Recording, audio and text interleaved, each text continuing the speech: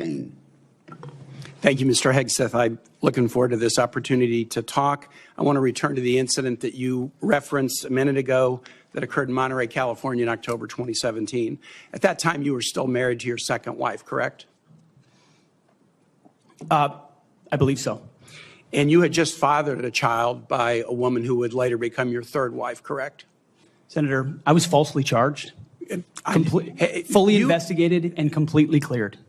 So you think you were completely cleared because you committed no crime. That's your definition of cleared? You had just fathered a child 2 months before by a woman that was not your wife. I am shocked that you would stand here and say you're completely cleared. Can you so casually cheat on a second wife and cheat on the mother of a child that had been born 2 months before, and you tell us you are completely cleared? Senator, how is that a complete clear? Senator, her child's name is Gwendolyn Hope Hegseth, and she's a child of God, and she's 7 years old. And she was, and you cheated on the mother of that child less than 2 months after that daughter was born, didn't you? Those were false charges. Well, it was fully investigated, and I was completely cleared. And I'm so grateful for the marriage I have to this amazing woman behind me. You've admitted that you had sex at that hotel in October 2017. You said it was consensual, isn't that correct? Anything? You've admitted that it was consensual, and you were still married, and you just had a child by another woman. Again, how do you explain your judgment? Completely false charges against me. You fully investigated, and I was completely clear. You have admitted that you had sex while you were married to wife 2 after you just had fathered a child by wife 3. You've admitted that. Now, if it had been a sexual assault, that would be disqualifying to be Secretary of Defense, wouldn't it? It was a false claim then and a false claim now. If it had been a sexual assault, that would be disqualifying to be Secretary of Defense, wouldn't it? That was a false claim. So you're talking about a hypothetical. So you can't tell me whether someone who has committed a sexual assault is disqualified from being Secretary of Defense? Senator, I know in my instance, and I'm talking about my instance only, it was a false claim. But you acknowledge, acknowledge that you cheated on your wife and that you cheated on the woman by whom you had just fathered a child. You have admitted that. I will allow your words to speak for themselves. You're not retracting that today. That's good. I assume that in each of your weddings, you've pledged to be faithful to your wife. You've taken an oath to do that, haven't you? Senator, as I've acknowledged to everyone in this committee, not a perfect person, not claiming to be. But no, I just asked a simple question. You've taken an oath like you would take an oath to be Secretary of Defense in all of your weddings to be faithful to your wife. Is that correct? I have failed in things in my life, and thankfully I'm redeemed by my Lord and Savior, Jesus Christ. In finalizing divorces from your first and second wives, were there non-disclosure agreements in connection with those divorces? Senator, not that I'm aware of. If there were, would you agree to release those first and second wives from any confidentiality agreement? Senator, it's not something I'm aware of. But if there were, you would agree to release them from a confidentiality agreement? Senator, that's not my responsibility. Did you ever engage in any acts of physical violence against any of your wives? Senator, absolutely not. But you would agree with me that if someone had committed physical violence against a spouse, that would be disqualifying to serve as Secretary of Defense, correct? Senator, absolutely not have I ever done that. You would agree that that would be a disqualifying offense, would you not? Senator, you're talking about a hypothetical. I don't think it's a hypothetical. Violence against spouses occurs every day. And if you as a leader are not capable of saying that physical violence against a spouse should be a disqualifying fact for being Secretary of the most powerful nation in the world, you're demonstrating an astonishing lack of judgment. The incident in Monterey led to a criminal charge, a criminal investigation, a private settlement, and a cash payment to the woman who filed the complaint. And there was also a non-disclosure agreement, correct? It was a confidential settlement agreement off of a nuisance lawsuit. Right.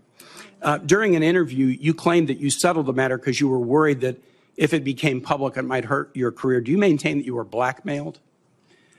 Senator, I maintain that false claims were made against me. And ultimately, your attorney those used false the claims, phrase, I have the opportunity to attest my innocence in those false claims. But you didn't reveal any of this to President Trump or the transition team as they were considering you to be nominated for Secretary of Defense. You didn't reveal the action. You didn't reveal the criminal complaint. You didn't reveal the criminal investigation. You didn't reveal the settlement. You didn't reveal the cash payment. Why didn't you inform the commander-in-chief and the transition team of this very relevant event?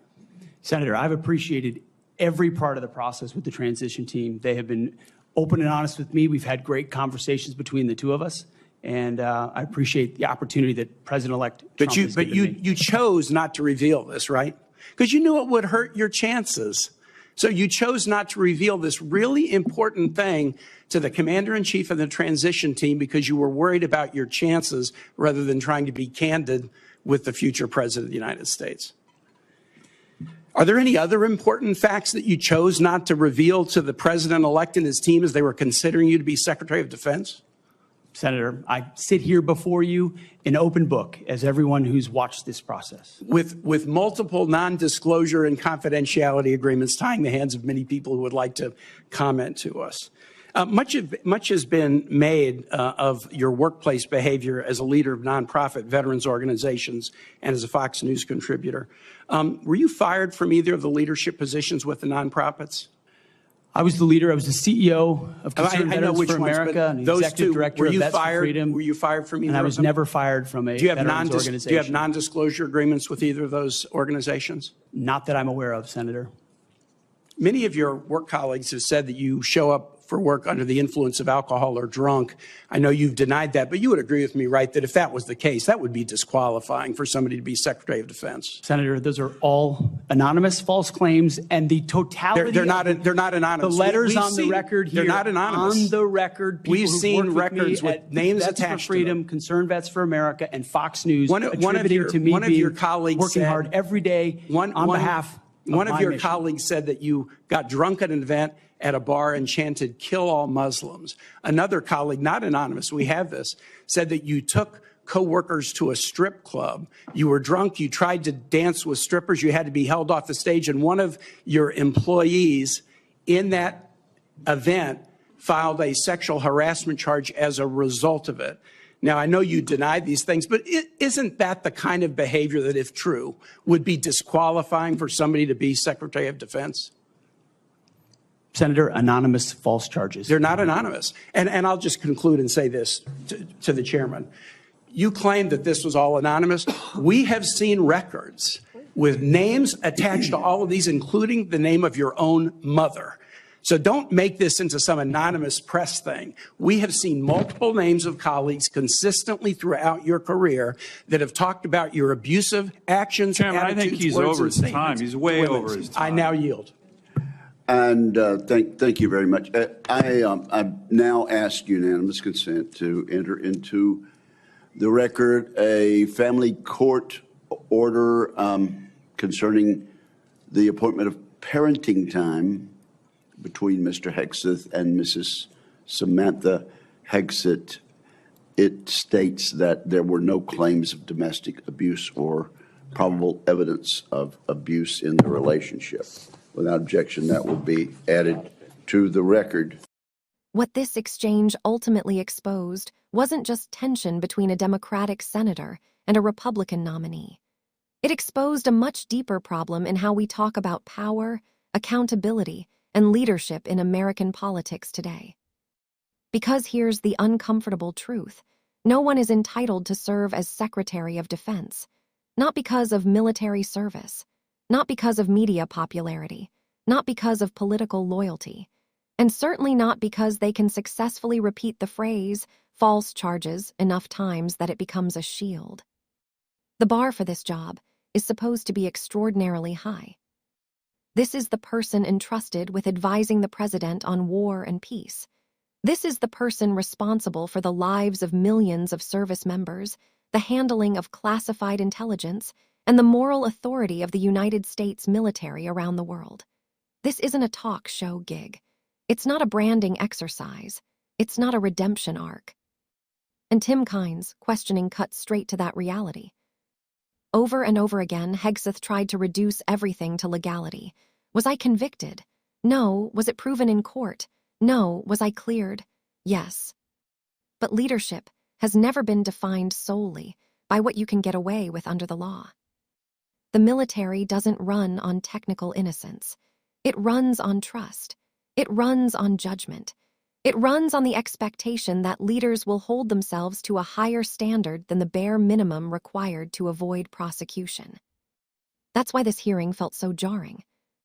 Because when asked directly whether certain behaviors should be disqualifying, spousal abuse, sexual assault, habitual drunkenness on the job, Hegseth repeatedly refused to say yes. He hid behind hypotheticals. He personalized every question.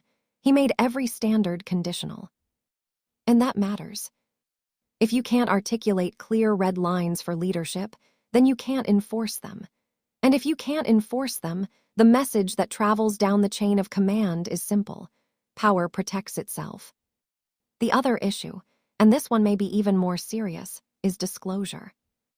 The fact that Hegseth did not inform President Trump or the transition team about a criminal complaint, investigation, settlement, cash payment, and NDA is not a small oversight. It's not a paperwork issue. It's a judgment call. And the judgment was this: my chances matter more than full transparency. That's not a mistake. That's a choice. And when someone is willing to make that choice at the nomination stage, when scrutiny is highest and honesty should be easiest, it raises legitimate questions about how they'll behave once they're shielded by office, authority, and classified walls. Kaine wasn't arguing that people can't fail. He wasn't arguing that divorce, infidelity, or personal flaws automatically disqualify someone from public life. What he was arguing, implicitly but clearly, is that how someone responds to failure matters. Do they own it fully? Do they accept consequences? Do they recognize that some roles require a higher threshold of trust? Or do they minimize, deflect, and insist that every concern is partisan, anonymous, or malicious? Because those instincts don't disappear once someone takes office. They harden. And that's why this hearing lingered long after the gavel came down. Not because of one allegation, not because of one bad night in 2017, but because of a consistent pattern: denial without reflection, defense without standards, and faith invoked as a substitute for accountability rather than a foundation for it.